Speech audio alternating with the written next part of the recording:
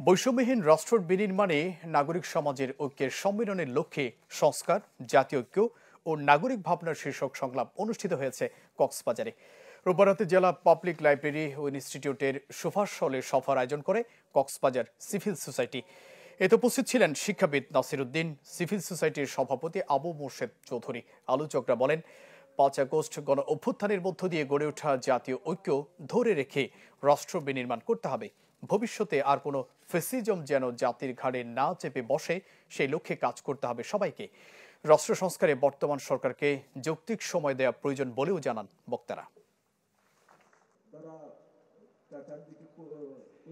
ঐক্যবদ্ধভাবে থেকে দেশটাকে সুখী সমৃদ্ধি বাংলাদেশ কিভাবে এগিয়ে নিয়ে যেতে পারে, এই জন্য আজকে আমাদের যারা অংশীজন আছে, বিভিন্ন দলের প্রতিনিধি, ছাত্র প্রতিনিধি, আমরা মতামত নিয়েছি কিভাবে সংস্কার হতে পারে, কিভাবে আমরা জাতীয় ঐক্যতে উপনীত হতে পারি। মূলত এটা নিয়ে আজকের এই ক্ষুদ্র আমাদের প্রয়াস।